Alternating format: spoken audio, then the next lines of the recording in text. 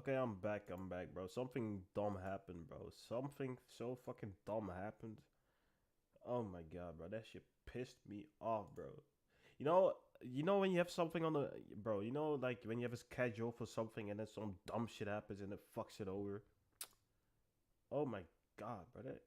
That really pissed me off, bro. Threw my whole fucking schedule off, bro. Anyways, I'm back. So I was watching this video of a guy. He bought like a wrecked M5 competition, and he's like basically repairing the thing. It's pretty interesting. Let's watch it together. Think here we have the water pump, which the pulley is broken on as well. And if I put this engine in before doing all of that, it's just going to cause me 1,001 problems trying to do it inside the engine. Yeah, bro. Yo, do y'all see how big the fucking engine is? That is huge, bro. All of that is just going to cause... Look at that shit. Oh my god. I'm not a car guy, okay? So I don't know a lot of these things. But isn't a normal engine is not as big as this, right, bro? Because like, it's a V8. 1,001 problems trying to do it inside the engine. So I guess I better get started. Here is the inlet manifold, and this is the Is that shit supposed to bend like that? Oh my god. last place the air's got to go through before it goes into the combustion chamber. And this is pretty badly damaged, and that will be causing some serious air leaks. Not to mention, if it sucks up any plastic, it would cause some pretty catastrophic engine failure. There's 2 of these inlet manifolds on this engine, one for the... Bro, I would not know how to fix this shit, bro. You can fucking point at like a random ass cable and I don't know what that is, bro. I don't even know what it leads to. I don't know where it comes from, bro. Like, I know nothing, bro. He's talking about air getting sucked up, plastic being in that bitch, bro. I don't know shit. 4 cylinders on the left hand side and another one for the 4 cylinders on the right hand side of the engine. If I try to remove the inlet manifold whilst it was... Bro, if I fucking... Oh my god, if I remove like one thing, I'm pretty sure I don't know where that it's like. I don't know if I can even put that thing back, bro, because like I don't know nothing, bro. I would probably plug it into the wrong thing. It's in the car. You can imagine how much of a nightmare it would have been. And I actually seem to have got lucky in the previous episodes when I started the car, because there's some huge bits of plastic in there. Damn, bro, look at that shit. Is that supposed to bend like that? But I've just about got all the bolts undone now, and here's the new one. We'll get onto prices later, but for a bit of plastic, it was surprisingly expensive from BMW. Now I've just got to switch over the sensor from the old one onto the new one, and then I can bolt the throttle body to the new inlet manifold. This is what controls the airflow going into the engine and is electronically controlled by the throttle pedal. And once I've got that bolted to the inlet manifold, I can begin refitting it to the Okay, so that has to do with like pressing the gas pedal, okay? Engine. And now I'm taking off the other charge cooler so I can access the pulley of the water pump here, which seems to have taken... Yo, that shit is broken, bro. Look, that's only like... Yo, it's so broken. Like, I'm pretty sure that's like the half a part of something. A fair bit of beating from the crash. Again, the water pump does what it says on the tin. It pumps the water through the engine. Okay, but what does that do? What does pumping water through the engine do? Like, y'all gotta explain to me. I don't know nothing about engines or cars. Now, I've never worked... Wait, did somebody knock on my door? No, I'm good. ...worked on a BMW M5 before. So really, I'm just learning as I go along. And the only thing I've learned so far is that this engine is a nightmare to work on. You have to remove so many different things to get to that one thing you need to get to.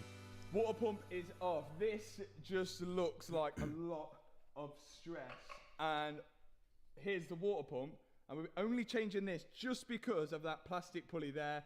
Thermostat housing is on the end. Here's the new one, which is brand spanker from BMW. Yo, okay, now seeing what it's supposed to be like and then seeing the old one, that thing had a beating.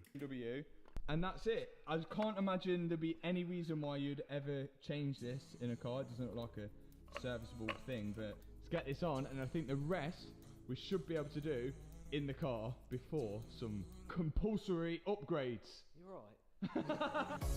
Oh, we'll be all right after I've got the engine back in the car and it's running again. Before I switch the water pumps over, I'm going to transfer the thermostat housing with the thermostat in onto the new water pump, and then Already looks much better. start attaching it to the engine. Not forgetting all the pipes, hoses, and wires which are all connected to it. Now for the water pump to work, it needs a belt to turn the pulley, and the belt on this M5, well, it's seen better days and it looks like it's been what am I looking at, bro? It's so interesting, but I just don't know what I'm looking at. flicked off during the accident. But here we have a brand new belt from BMW. I've just got to Let me guess, bro. That belt is like 50 fucking, bro. That belt is like, let me guess, bro. Something unreasonable. figure out which way it routes round all of the pulleys. This pulley right here that I'm turning is the tensioner. And by turning it, I can get the old belt out the way. And to put the new one on, I'll turn the tensioner again and then wedge a little center punch in the hole to keep the tensioner from, well, tensioning. Then I just hope that I've routed this belt the right way, because the only thing that seems strange is that the belt is ribbed, but the pulley on the water pump is super smooth, so it must just grip it. Right, I'm calling it. I think that this... That's gonna... Do y'all think it's gonna cause a problem? Because, like, I don't know nothing about it, bro, but, like, what he said... Because, like, it's a smooth surface, and it looks like it's supposed to grip. I feel like it's gonna give a problem. This is just about ready to go back in. There is still a few damaged parts on it. The charge coolers are missing, but all of the damaged stuff and the charge coolers and everything, I should be able to get to with the engine in, and it actually probably be easier because I won't be kneeling on the floor doing it, but not before doing some vital upgrades. Most of these BMWs have adaptive suspension, so when you press the sport button, the ride height gets stiffer. When you press comfort, it goes softer, and that's all done with this damper and the control, which kind of all plugs in there. And I kind of wanted to keep that. If I changed the full suspension unit, I would lose it. You'd end up with a warning light on the dashboard, but I did want us to be able to change the ride height, which is exactly what these things are going to do. KW adjustable springs. It would be stupid not to do this whilst it's out. This is probably going to be the easiest suspension install that I've ever done. I don't even have to detach it from the wheel hub. I've got my spring compressor on because I don't fancy losing my teeth when I disconnect the top mount. And once I disconnect the top mount, I can pull it off the strut along with the spring and the compressor. How easy was that? And to fit these KW springs... Well, I gotta be honest, bro, that shit does not look easy to me, bro. It may be easy to you, because, like, you do this shit on a daily, bro. Yeah, but to somebody like me, it looks fucking hard, bro. Even that, what you just did, that looks hard to do. You're supposed to press off the bottom spring seat. And I don't have a press, so a hammer was the next best thing. But it did the job. And once that's off, I can clean up the strut and then press on the new KW adjustable spring mount at the bottom. And all of this suspension fitting was working up my appetite. Why don't you have a snack? No! I'm actually trying to be healthier this year. We should have one of these instead. You're right. What's that? This, no, not this. A protein shake. This is Y food, and it's a meal replacement drink. And inside, I gotta skip this part. You know what I'm saying, bro? Let me get back into the M1. Thanks so much, Y food, for sponsoring the video. I know you gotta make your bread, bro, but, like, I gotta make my bread too. So I'm gonna skip that part. Back on with the suspension. Bump stop and dust cover, spring, top mount bearing, and then the top mount. KW suspension on.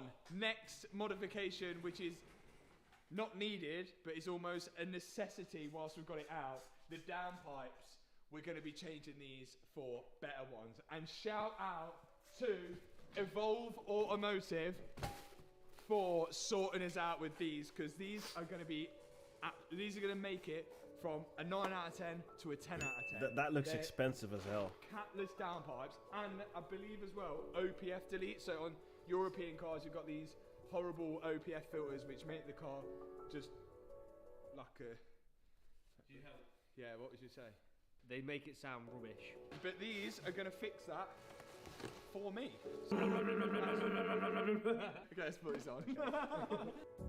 Oh, that shit looks expensive. Not only should the M5 sound better with these downpipes, it's going to be helping the engine to breathe better, which in turn increases the performance. And these cars ain't slow to start off with. As usual, to get the downpipes off isn't as straightforward as we thought. There's loads of heat shields in the way, along with wires and a bunch of sensors. With it being a V8, there's 2 downpipes. So that means there's 2 lambda sensors for each downpipe. I've got to remove all of these so I can take the heat. Yeah, but look how much shit you gotta remove to just get to that one thing, bro. It's like, as he said in the video earlier, bro. Look at how much shit he gotta do to just replace those. Shield off to access both of the downpipes. And now it's just a case of removing all the bolts and mounts so it can detach the downpipes from the engine. And on goes the new, fresh, evolved downpipes.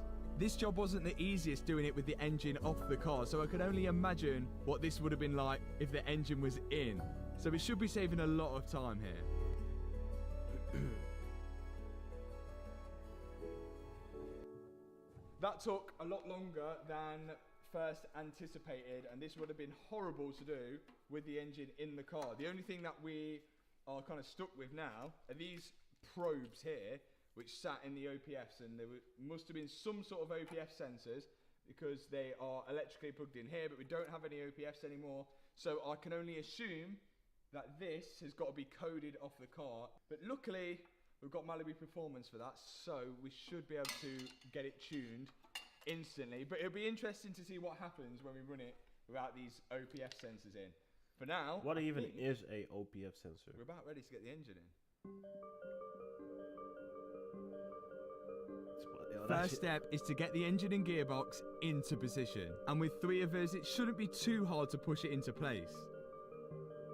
Okay, big V8 engine is now pretty much lined up to go in. I really hope that I've remembered to plug everything in, and now I've just got to slowly lower the car down, and I'm hopefully going to get a few bolts in the top of the strut here through the strut tower, which we replaced, and then the rest, well, I think, oh god, I hope, I'm just going to have to wing it. I can't really remember much, but I did take a lot of photos. I'm just worried about where that one went, but I guess we'll find out.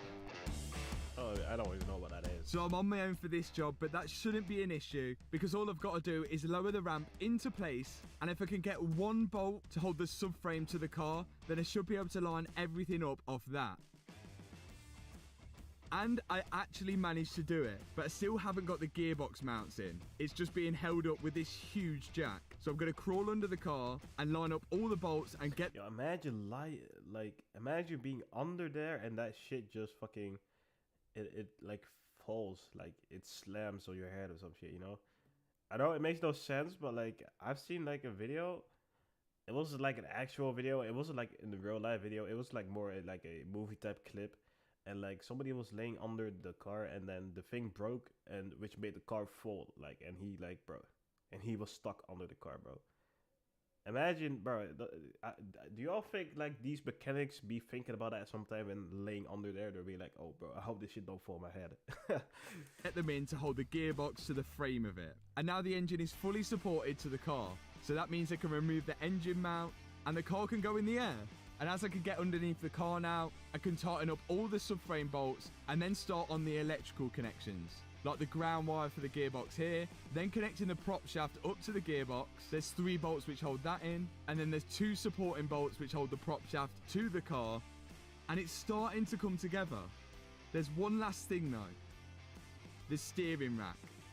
I've got to connect that to the steering column coming out of the car, don't even know what I'm and this job is a bit of a faff. The steering rack pushes into the steering column, and then there's 1 bolt which pinches it and holds it in place. And I just about got there with a bit of a squeeze. Now it's onto the top of the engine, which is all of the wiring. And oh my days, there is a lot of wiring and a lot of plugs which need to be connected. But luckily on these new cars, you can only connect them one way. So it's pretty easy to work out whether you've missed one out, and it's almost impossible to put a plug in the wrong connector. Wow. I'm mad, bro. If I try that shit, I'm pretty sure I would put it into the wrong connector. And I think I've just about put all the electrical connectors in. It's time to connect up the fuel lines. We've got a fuel feed and a fuel return, and then the coolant reservoir can go back onto the top of the engine. And then last but not least, it's time to connect up all the suspension parts, including the brake lines, because the calipers came off with the subframe. Wait, is somebody knocking on my door?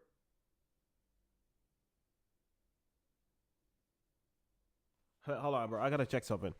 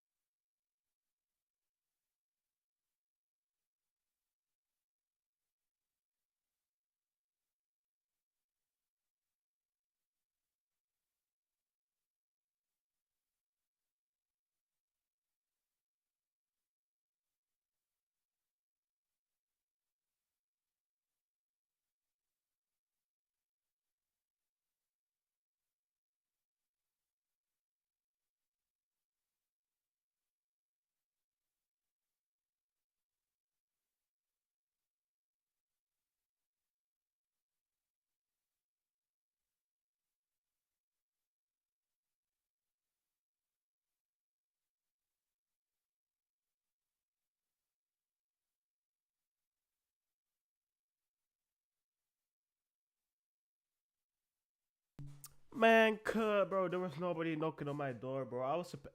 Okay, so the thing is, I was streaming earlier, and my mom just, my mom came upstairs and she knocked on my door, and she was like, "Yo, I gotta go to the store. There's gonna be like some people from so like basically some people from like the what do you call it, bro? It's not like a landlord, bro. You know those people that fix like if something is going on with your house, let's say there's like some damage or some shit, there's like certain people that can fix that shit, right? Okay, so my mom told me those people were going to like come over here and check up on the house or some shit, and my mom was like, "Bro, like I gotta go, bro, so you basically gotta show everything that's going on." And I ended the fucking stream, and like now I started the stream again because I was pissed, and I'm looking outside of the windows and I just see them get into the car and leave. They didn't even come over here, bro. So like I ended my stream for no fucking reason, bro. Oh, bro, that shit's so annoying. And that should just about do it. Hopefully. The engine is in. Either I'm getting a bit better at this mechanic stuff, or that actually wasn't too bad. It looks an absolute mess, and I'm in a bit of a predicament at the minute because the charge coolers, they're broken. I've got them over here. So this is broken. You can see it snapped off there. The other one's got a hole in it, but they haven't arrived yet. But I'm desperate to find out whether this thing starts, and also to hear those downpipes with the exhaust off, because you just know it's going to be so loud. And I know what you're all thinking. You're probably thinking, don't start it, but I kind of want to start it. I think I'm going to start it. Just to be a little bit safer, I installed both of the old charge coolers, even though they did have damage to them. But this should stop the car having a major air leak. Damn, bro. I with them both installed, I could connect the battery up. And we'll see whether this engine starts up. Right, this is really gonna absolutely bob itself. There's no GPS, there's no coolant. I hope I don't regret this. I would have waited.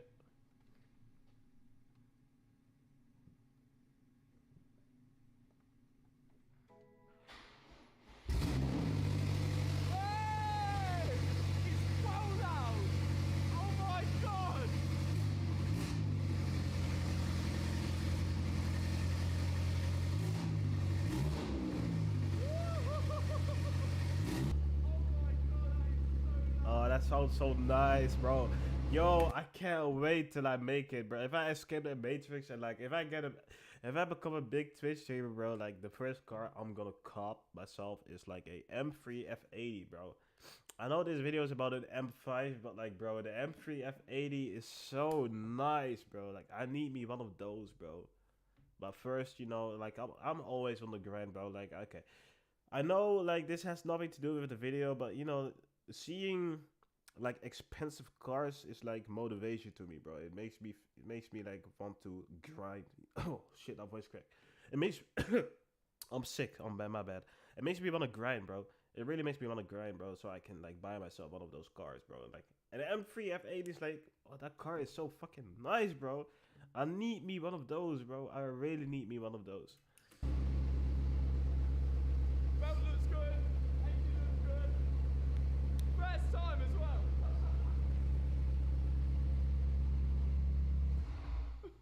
That is insanely loud. That's mental. That is ridiculously loud. That was a almost first crank. Woo, okay. We actually did something. We took an engine out, put it back in, we actually fixed something. I think we've definitely progressed now because we've got an engine which is running, a fixed strut tower. The belt seems to have stayed on. Good news.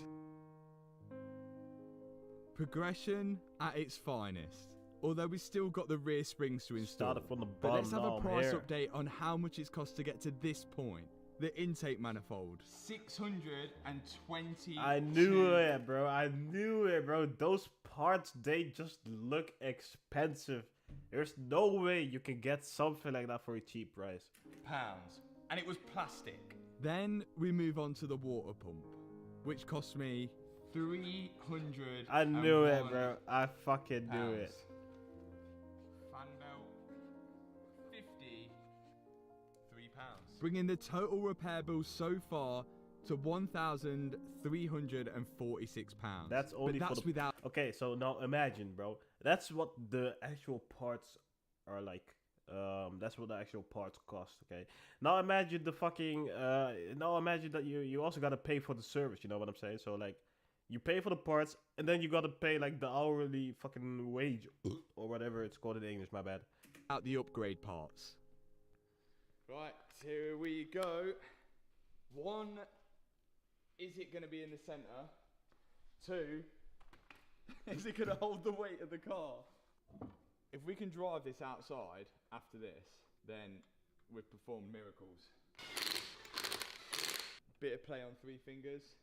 4 fingers a bit too much. But this shit looks ugly though. Like, is it supposed to look like that? Am I wilding, bro? This part behind looks ugly, bro. This is the accurate finger test. 3 with a bit of play. Let me just double check. Oh my god, I think it's like 3 with a bit of play. Well, according to my fingers, this is bang on. I think so.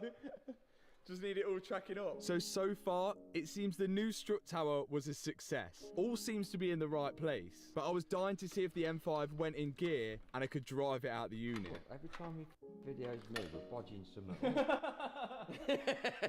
If the M5 managed to drive out with its own power, we can definitely say we've made some improvement. Here we go. But I think I was speaking a little too soon. This is how much can you take off a BMW M5 and still drive it? Right, here we go. Oh, I've got no brakes. I've got no brakes at all.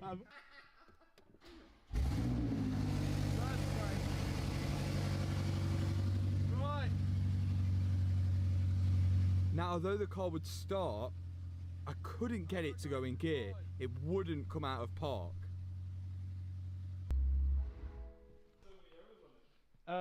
It says to engage gear, press brake. So it sounds like The braking engagement. yeah, but it's weird because they let me start it because you can't start it without putting your foot on the brake. We think I can't get it in gear because the brakes aren't bled correctly. The pedal is pushing all the way to the floor, so it's probably not thinking that I'm pushing the brake to put it in gear. So we're going to try and bleed the brakes and then give it another go. And I'm going to check all the connections underneath whilst I'm there. Obviously, the front brakes came off when I disconnected the subframe, and it must have lost a lot of brake fluid when I did that. So we're going the old school way first of bleeding the brakes, where I'm going to sit in the car, pump the brake pedal, whilst my dad opens the bleed nipples and gets any air out of the braking system. Recycle. To start, we're only doing the front brakes because they're the ones that came off. Let's see if that works.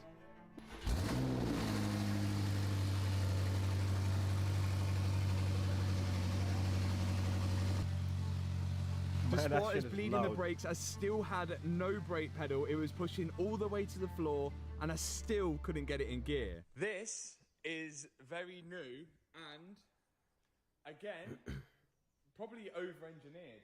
This is literally like...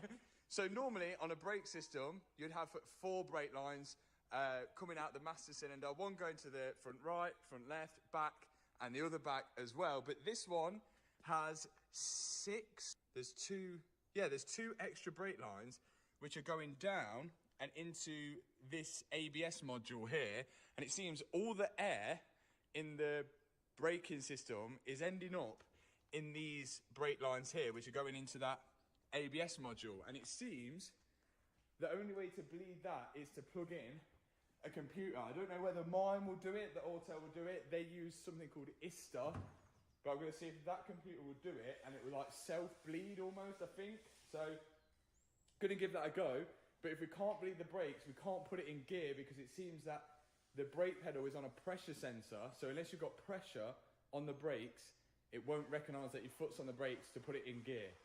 This is, well, it's stupid. Once I'd logged onto the Autel, I could see a procedure for bleeding the brakes, which is all linked up to the ABS module, which seems to be that little computer sitting underneath the car. So I'm going to see if I can follow the instructions on the Autel to see if I can get a brake pedal after that. Say when. Okay, continue. Is it? So this thing is doing something whilst fluid is it being pumped out? No. When it makes that other noise. We had to follow the steps on the computer, and it seems as if it was bleeding the brakes using that ABS module underneath the car, doing corner by corner. We might have sussed it, but I might be speaking too soon. Seems weird. Bloody hell, it launches it out, doesn't it?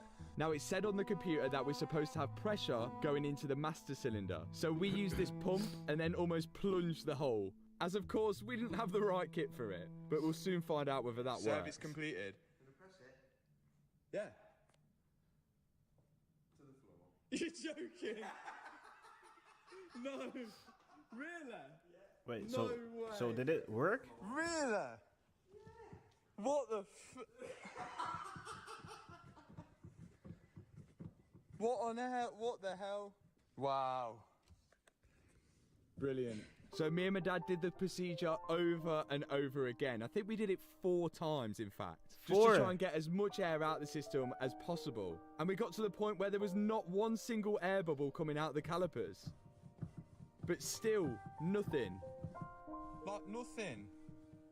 The brake pedal was pushing all the way to the floor. In the end, we gave up on the brakes and then began to think it wasn't going in gear because it thinks the bonnet is open. But we plugged in the new sensors for the bonnet latch and tricked it to thinking the bonnet was closed, but it seems it still didn't work. We still cannot get any form of brake pedal. We've done the procedure many times. We've done, as you would normally, bleed the brakes many times over. And all of this is linked to not being able to put it in gear because we've got no brake pressure on the brake. So this is a perfect time for me to say, save the manuals. It's the hoodie and t-shirt which is available right now with the link in the description, because if this was a manual, we'd be able to drive it outside, and also with a manual handbrake we would be able to stop. But it looks like if you guys can help us, let me know in the comment section below. If you've enjoyed this video, hit that subscribe button, hit that thumbs up button. Yo, this video's a W. I definitely gotta like that video. This video's a fucking W, bro. Let me read the comment section. The only downside about Matt's videos, they are just not long enough. Could watch this guy all day. Yeah, bro.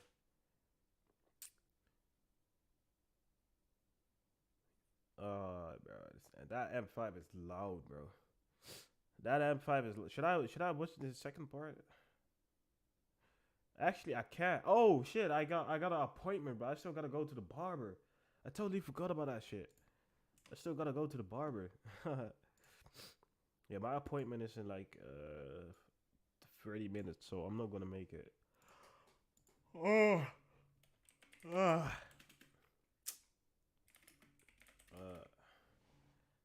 Yeah, it's a W video. It's a W video. Yeah, but I gotta end the stream now, for real. Am I gonna be streaming tomorrow? Probably not. Maybe Friday. It depends. It depends on the schedule. Anyways, bro, your boy's heading out. Peace.